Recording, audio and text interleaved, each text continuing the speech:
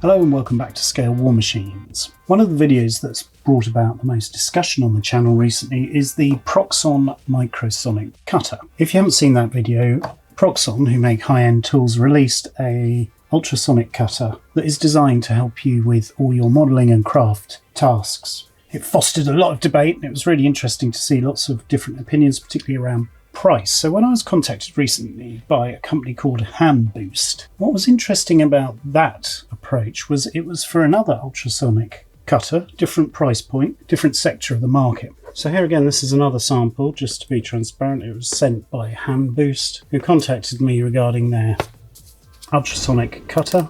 These products are relatively new to modelling. They've been used in other industries, but they're becoming more and more common in the modelling sphere. What appealed to me about this product from Hanboost was the fact that it is cordless. So this is USB chargeable, as this model is the model C1. It's got a vibration frequency of 40 kilohertz. If you're not aware, these tools oscillate so quickly you can't see them, but they basically cut through ultrasonic vibrations. It makes the blade move back and forwards very, very quickly. And that's what generates friction and cutting power. And that enables you to cut your pieces away. These are particularly popular for things like 3D printing. Let's take a look at the item. One of the things many people talked about was the inconvenience, if you like, of having a charging unit or box with the Proxxon one. And I can see here that there are some challenges in making a small handpiece. It's quite light though, but it's certainly very different in terms of size and bulk. Let's just compare. Yeah, so getting in there is obviously easier because this is smaller and has a separate power supply. This one, the power supply is obviously contained within. So we can turn it on, see what happens. Oh, that's quite neat. It's got a little percentage. We've got in here charging cable, an end piece, and some different blades, scalpel style blades.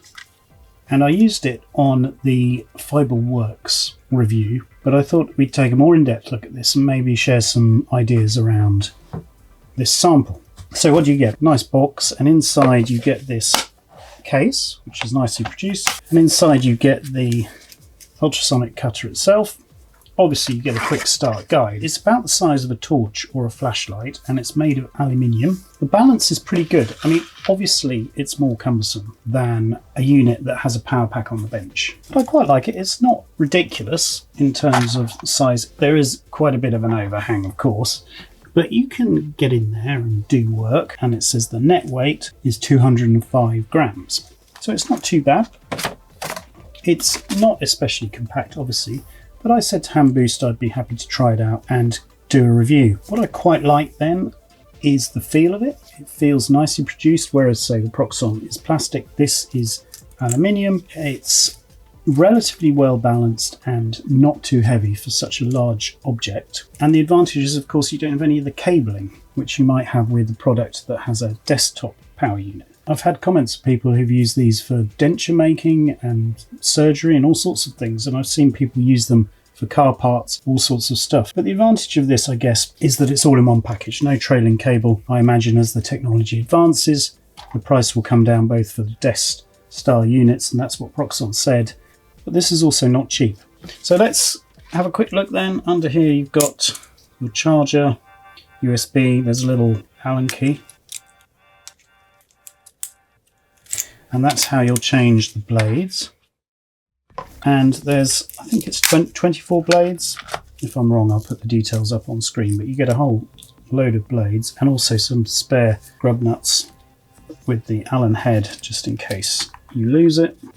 And whilst I'm attaching this, we can talk about the technical details of it. Obviously, when you attach it, you need to make sure that the blade is correctly seated and put in the correct fashion. You should also wear cut-proof gloves. So that screws in like that. Then you've got the protector as well. if you need that. The oscillation or ultrasound vibration is 40 kilohertz. There's your input current. I found it only charged off a small phone charger. It wouldn't charge off a socket. And it does take indeed about 2 hours. So I charged this up and it took 2 hours to get to 100%. One of the neat features of this is it does give you feedback on battery power and power settings. This also has 3 power settings, which is an interesting feature. So you've got the power mode is the first button. You've got an LED light, you've got the on-off switch, and then the display. So let's fire it up. There you can see I've charged it to 100% and it's on power setting number 1. Neat feature, it's got a little light. I like that. Let's see how well that illuminates. Yep, that's a useful touch. That would be a nice design feature in various other ones. Then we've got the power modes, so 1, 2, or 3. We'll start off with 1. Obviously you're going to hold it like that. So I'm just going to continue to use it on this figure. So let's see how it does. And really, the function and use of it is no different to other products I've reviewed. This is obviously very good for cutting things like 3D printed parts off their trees, or printing bases I should say, because they're especially useful for cutting parts from sprues. Very useful for that. And I've had people say this, if they're losing mobility in their hands, it just helps with things like cutting, chiseling and so on, to have something that gives you that oscillating push.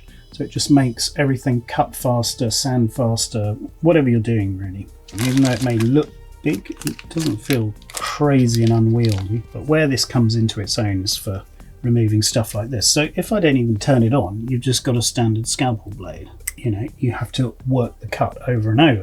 So let's turn it on. You press and hold it for 2 seconds to awaken it. So you hit the light, turns it on, and then you can begin to cut your pieces. Now, I've done a use case test on this, and this is really, in my opinion, the best use for these devices.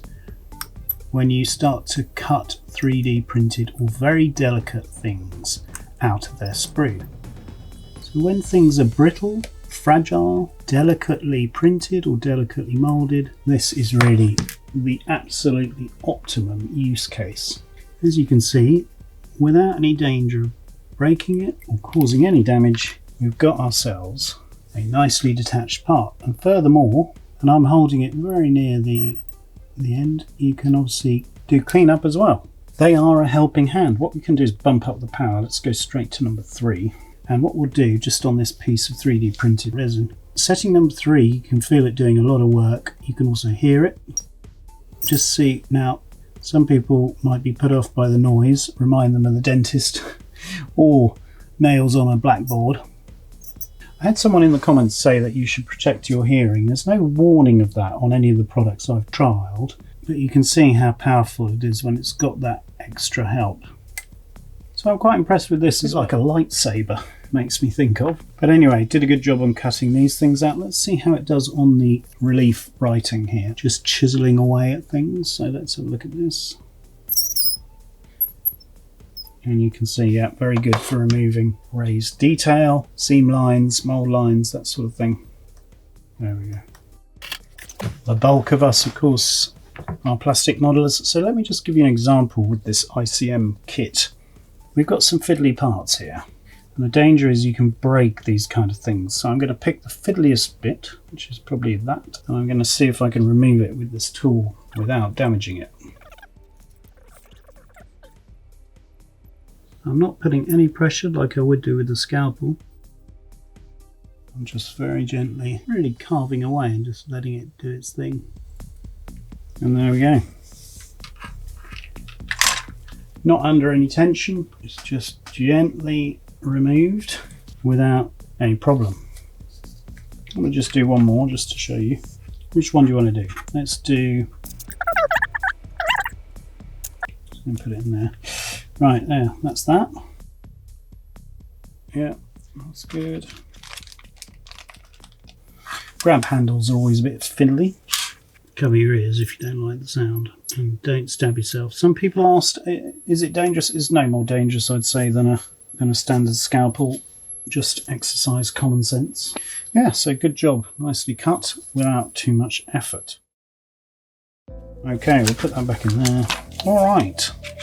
What are my views on this then? Well, it's another great addition to the increasing number of these products that you see. Different price points, different manufacturers. What would I say about the size? Well, it is kind of bulky, but not excessively so. But this is certainly not bad, and given it's at a totally different price point, you could certainly get this and try out the technology. I don't think it would be that exhausting to hold this for long periods of time. Hanboost said that I could say whatever I like, do a completely impartial review. I'm going to put the pricing in the description. I think it's good. I like it. I could definitely see myself using this. But there again, like all these products, they have been supplied, so I like to be completely transparent. If you were forking out the price, I think you get a very useful addition to your workshop, and it's extremely useful for a variety of tasks, and I've found that. It's one of those technologies that once you use it, you think, well, I could use this again and again for lots of different tasks. It is endlessly useful. It is really down to you, the consumer, to see if you think it's worth the money. These are still expensive, and yes, a scalpel will do the job, a razor saw will do the job, but it does put parts under a lot more strain, and you may well find more breakages. Let's just see if the price points of these products continue to decline and they get cheaper and cheaper. There's no way of knowing, but this certainly feels like a quality product. I'll continue to use it on the channel along with other samples I'm sent. Hanboost asked if I wanted to do any kind of voucher code for you. So what I'd like to do is, if you think this is a product that's of interest to you, could you put a reply in the comments and say, yep, you'd be interested in it, especially with a voucher code or discount. But initial impressions are good, and I'll continue to use the Hanboost C1 on the channel. All right, that's all for now. Hope you enjoyed it. Stay tuned for more videos. I've got a bunch more reviews coming and shorter videos. I like to mix things up between how-to technique type videos and reviews. Thanks for watching then. Goodbye, and I'll see you soon.